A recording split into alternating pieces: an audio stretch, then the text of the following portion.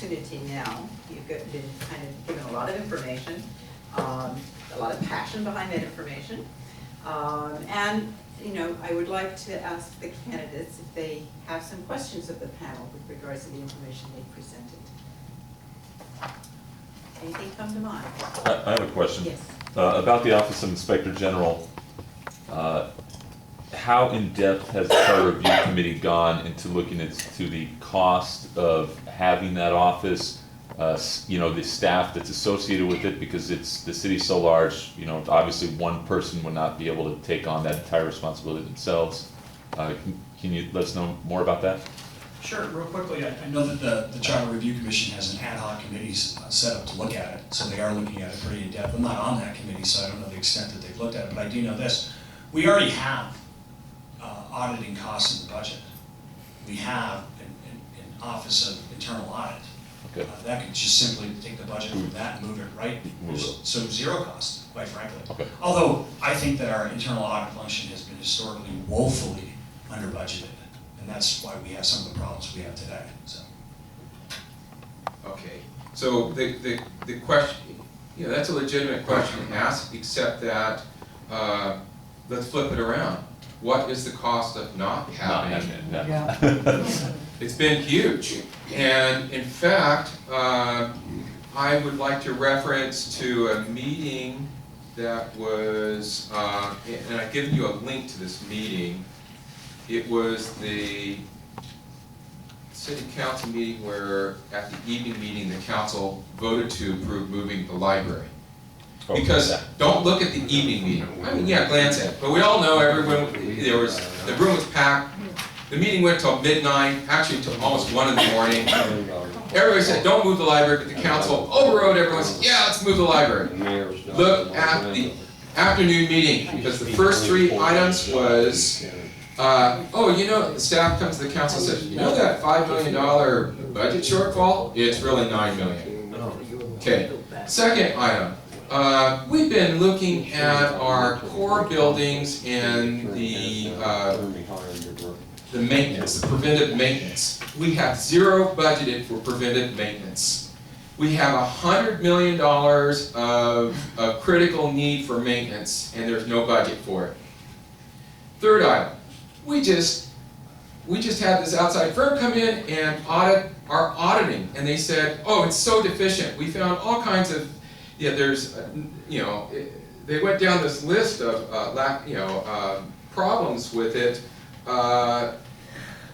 You know, I would like to go into that, but watch the meeting. It's just like, it's not independent, lacks authority to look at the things they need to look at, lacks stakeholder support, like from the council, and on and on. And in fact, watch Paul Davis's comments at 2 hours into the meeting. Amazing. So you get 3 things of bad financial news in the afternoon, and then you get into the evening meeting and they say, "Yes, let's move the library," which triggers a project that's going to cost us at least $54 million when you add in the interest of the loan and everything to build that library. It was a want, not a need, and during that afternoon discussion you had several councilmen saying, "You know what, we need to watch our spending. If any of the employees have good ideas about how we can save money, let us know." That's what they said at the afternoon meeting, and then that evening is, "Let's build us a new library." Okay. So, again, there are a lot of issues that have been raised, and I want to move it more perhaps to looking at the overview of community engagement, not the specifics. Again, do other candidates have questions? Yes. I'm looking at the flow chart, Tom, that you presented about the community outreach concept, and wondering how this concept works with existing neighborhood groups, many of whom are in the room today, to help streamline communication. I know that in the past there was a neighborhood council model that was proposed, wondering if this works within a model like that, or how you see it working best in our city now. The neighborhood groups that are active, I think, are very in tune. Particularly, it's more so in Ward 1 and Ward 7, I think, with RRR. And in the middle, it's not so much engaged, they're meeting quarterly, a lot of the groups. But I think Dana in particular, RRR, they monitor what goes on at City Hall, they look at the issues. I think part of what it is how do you use the power of the office to communicate? Neighborhood groups is a resource. So you've seen the bandwidth of the discussions here. And so we don't want to get into the negative part of the discussion, because if we can have in community engagement this conversation at the beginning of the process with the neighborhood group, and I go back to the Staller project that was brought to Dana and other groups, that created a better project. If you would have a land use issue that you're talking about, warehouses are a big topic. You know, how do we fix that? And that's going to be a long range, because there's conflicting zoning codes, general plan, and everything in place. As the new council coming in and for the next 5 years, you're going to be leading the engagement on the general plan update.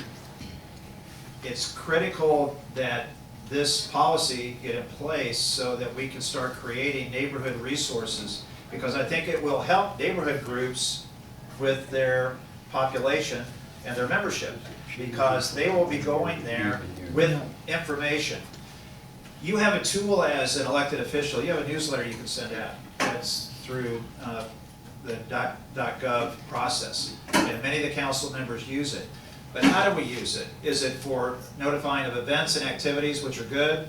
But is it something as a tool that says, this is what's coming on the agenda over the next few months? I need your feedback. Do they use the neighborhood groups to not only report out on what's going on, but say, you know, I think we need to have a focused conversation on this issue that's coming up, because I need to get your feedback, and who else should be at the table?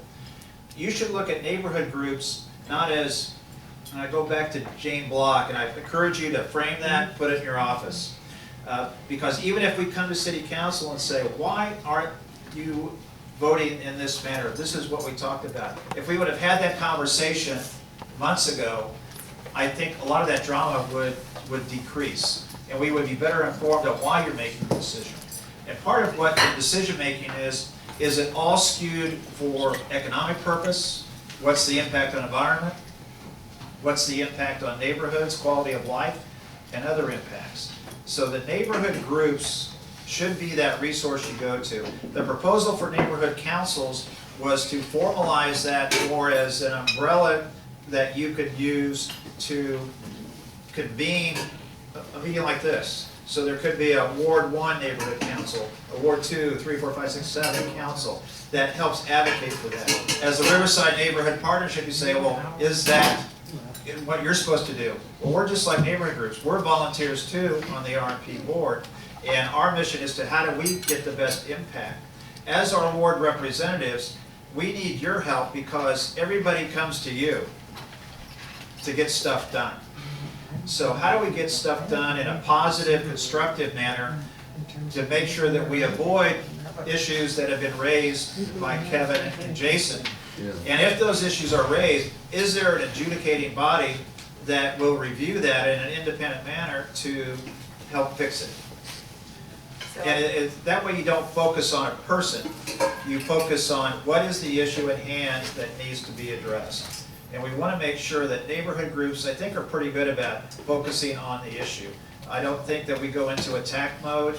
I think that it's something that we need to be a good partner with you. Okay, I think what I'm hearing is we're talking about communication and understanding each other's roles. You know, the community in general perhaps needs to have a better understanding of what are the issues, the stressors, the tensions of the city council member, but also the city council members need to understand what the issues are in the various communities. One more question. We have another candidate that would like to ask a question. This is not a question, but just a comment on the same flow chart. It talks about every project, and we don't define project. All right. At some point, we need to try to reach a level of consensus on, you don't need to discuss somebody's room addition, but you do need to discuss a 300,000 square foot warehouse smack in the middle of an area that's in the process of So being maybe it, specific plan. So yeah. we just need to talk about what's the trigger level. Absolutely. So common understanding, again, Yeah, it's exactly. communication. Right.